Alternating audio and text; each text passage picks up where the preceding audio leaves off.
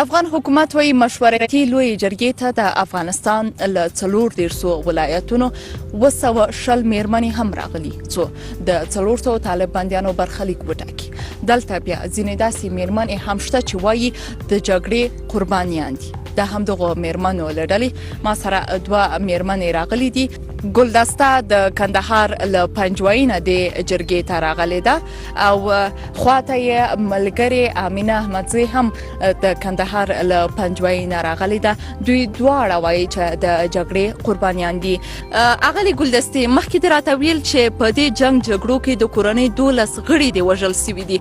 دا کیسه راته وکړه څه وخت او څنګه دا پیښه وسوله؟ پر کلي باندې جنګ سو، موږ د کلي څخه وتلو، موږ داسې نور نه یې بپایدلې، خو موږ په هغه وخت کې داسې سادهګۍ ژوند و، واده ورته د سارا ژوند و، نه مو علاقه ټانک سره پېژندی، نه مو علاقه موټر سره پېژندی.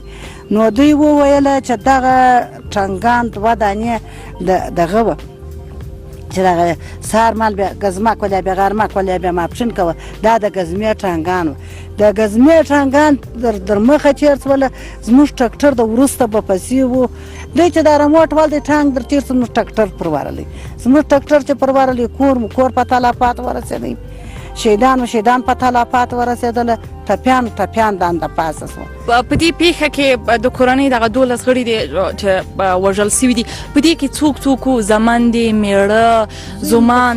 میړه مې پکښې کې وو، زوم مې پکښې کې وو، ورور مې پکښې کې وو، د اکا زوی مې پکښې کې وو، ورور مې پکښې کې وو. بلا څه کوي، خو سخته وه.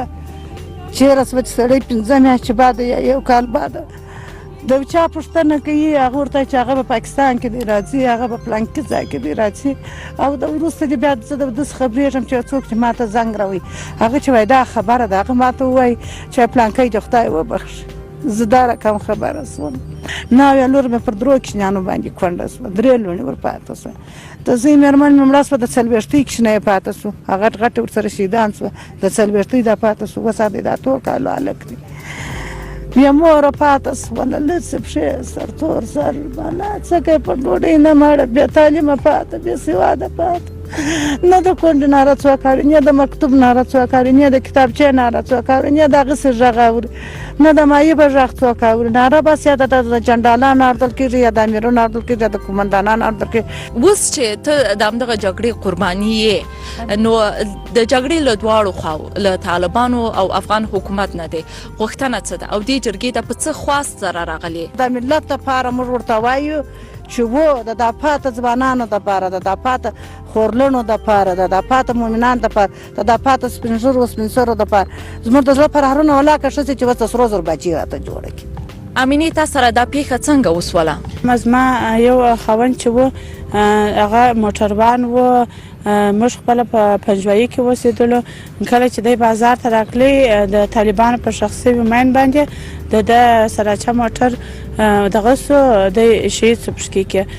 بیا نو زه یې ورته د مخه خبره شولم، وروسته د هغه څخه نو ډېره ناخوالې وه. د هغه څخه زما ته 3 لوڼې راپاته شولې، چې مشره لور مې 15 کلنه وه، دویمه لور مې 4 کلنه وه، او بله د 3 ورځو د راپاته شوله. بیا یې زه لیوره ته کښېنولم، هغه د لیوره څخه سره مې 7 میاشتې تېرې کړلې. هغه د په عسکرۍ کې دغه سو ثبت شوی لا نه و، چې دغه د قومندانۍ کې کله جنګ شروع سو، د هلته په دروازې کې شهید سو.